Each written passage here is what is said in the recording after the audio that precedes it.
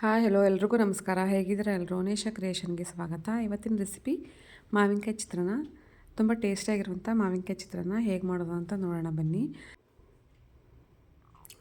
ಇವಾಗ ಒಂದು ಕುಕ್ಕರ್ ತೊಗೊಂಡು ಒಂದು ಕುಕ್ಕರಿಗೆ 1.5 ಲೋಟ ಅಕ್ಕಿನ ಸೇರಿಸ್ಕೊತಾ ಇದ್ದೀನಿ. ಇವಾಗ ಕ್ಲೀನಾಗಿ ವಾಶ್ ಮಾಡಿಕೊಂಡು 1.5 ಲೋಟ ಅಕ್ಕಿಗೆ 3 ಲೋಟ ನೀರು ಸೇರಿಸಿ, ನಾನಿಲ್ಲಿ ಮನೇಲಿ ಬೆಳೆದಿರೋಂಥ ಅಕ್ಕಿ ತೊಗೊಂಡಿದ್ದೀನಿ. ನೀವು ನಿಮ್ಗೆ ಯಾವುದು ಮನೆಯಲ್ಲಿ ಸಿಗುತ್ತೆ ಅದನ್ನು ಸೇರಿಸ್ಕೊಂಡು ರೈಸ್ ಮಾಡ್ಕೊಳ್ಳಿ. ಇವಾಗ ರೈಸ್ಗೆ 1 ಸ್ಪೂನ್ ಎಣ್ಣೆ ಹಾಕಿ ಸ್ವಲ್ಪ ಉಪ್ಪನ್ನ ಸೇರಿಸಿ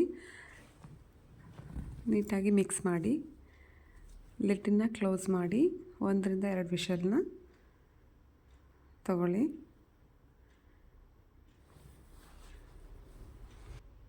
ಇವಾಗ ಅನ್ನ ಶೆಲ್ ಆಗಿ ರೆಡಿಯಾಗಿರುವಂಥ ಅನ್ನನ ಸ್ವಲ್ಪ ಮುಚ್ಚಳ ತೆಗೆದು ನಾವು ಗೊಜ್ಜು ಮಾಡೋ ಅಷ್ಟರಲ್ಲಿ ಆರಕ್ಕೆ ಬಿಡಿ. ಇವಾಗ ಒಂದು ಪ್ಯಾನಿಗೆ 1/4 ಸ್ಪೂನ್ ಮೆಂತ್ಯ, ಅರ್ಧ ಸ್ಪೂನ್ ಜೀರಿಗೆ, ಅರ್ಧದಿಂದ ಮುಕ್ಕಾಲು ಸ್ಪೂನ್ ಧನಿಯಾ ಬೀಜ, ಒಂದು 10 ರಿಂದ 12 ಮೆಣಸನ್ನು ಹಾಕಿ ಫ್ರೈ ಮಾಡಿ ಮಿಕ್ಸಿ ಜಾರಿಗೆ ಹಾಕಿ ಪುಡಿ ಮಾಡ್ಕೊಳ್ಳಿ. ಇಲ್ಲಿ ಫ್ರೈ ಮಾಡಿರೋ ವಿಡಿಯೋ ಸ್ಕಿಪ್ ಆಗಿದೆ. ಇವಾಗ ಒಂದು ಬಾಣಲೆ ಇಟ್ಟು 4 ರಿಂದ 5 ಸ್ಪೂನ್ ಕಡಲೆಬೀಜ ಹಾಕಿ ಕಡಲೆಬೀಜನ ಕ್ರಿಸ್ಪಿಯಾಗಿ ಕಲರ್ ಚೇಂಜ್ ಆಗೋ ತನಕ ಹುರ್ಕೊಳ್ಳಿ. ಇವಾಗ ಕಡಲೆಬೀಜನ ಒಂದು ಬೌಲಿಗೆ ಎತ್ತಿಟ್ಕೊತಾ ಇದ್ದೀನಿ. ಈಗ ಅದೇ ಎಣ್ಣೆಗೆ ಒಂದು ಸಾಸಿವೆ, 1 ಸ್ಪೂನ್ ಉದ್ದಿನಬೇಳೆ, 1 ಸ್ಪೂನ್ ಕಡಲೆಬೇಳೆನ ಹಾಕಿ ಫ್ರೈ ಮಾಡ್ಕೊಳ್ಳಿ.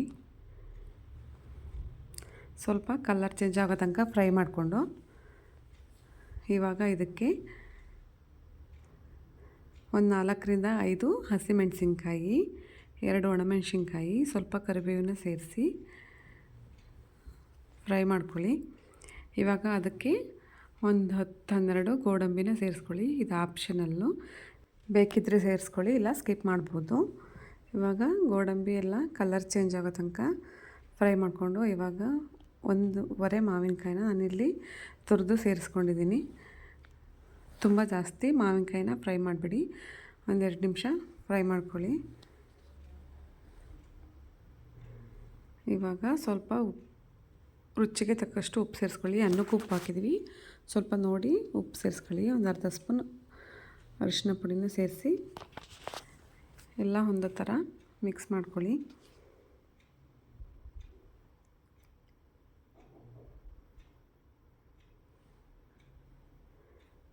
ಇಷ್ಟ ಆದಮೇಲೆ ಸ್ವಲ್ಪ ಕೊತ್ತಂಬರಿನ ಸೇರಿಸಿ ಮಿಕ್ಸ್ ಮಾಡ್ಕೊಳ್ಳಿ. ಇವಾಗ ಮಾವಿನಕಾಯಿ ಚಿತ್ರಾನ್ನಕ್ಕೆ ಮಾವಿನಕಾಯಿನ ಗೊಜ್ಜು ರೆಡಿಯಾಗಿದೆ. ಇವಾಗ ಆರಿರೋಂಥ ಅನ್ನಕ್ಕೆ ನಾವು ಮಸಾಲೆನ ಪುಡಿ ಮಾಡಿಟ್ಟಿದ್ವಲ್ಲ ಅದನ್ನು 1.5 ಸ್ಪೂನ್ ಮಸಾಲೆ ಹಾಕಿ 1-2 ಸ್ಪೂನ್ ಹಸಿ ಮಾವಿನಕಾಯಿ ತುರಿನ ಸೇರಿಸಿ ಚೆನ್ನಾಗಿ ಮಿಕ್ಸ್ ಮಾಡ್ಕೊಳ್ಳಿ. ಚೆನ್ನಾಗಿ ಮಿಕ್ಸ್ ಮಾಡಿದ್ಮೇಲೆ ಸ್ವಲ್ಪ ಕಡಲೆಬೀಜನ ಹುರಿದಿಟ್ಕೊಂಡಿದ್ವಲ್ಲ ಅದನ್ನು ಸೇರಿಸ್ಕೊಂಡು ಮಾವಿನಕಾಯಿ ಗೊಜ್ಜನ್ನು ನಿಮಗೆ ಎಷ್ಟು ಬೇಕು ಅಷ್ಟನ್ನು ಸೇರಿಸ್ಕೊಂಡು ಮಿಕ್ಸ್ ಮಾಡ್ಕೊಳ್ಳಿ. ಎಲ್ಲ ಅನ್ನಕ್ಕೆ ಬೆರೆಯೋ ಥರ ನೀಟಾಗಿ ಹೊಂದ್ಕೊಳ್ಳೋ ಥರ ಮಿಕ್ಸ್ ಮಾಡ್ಕೊಳ್ಳಿ.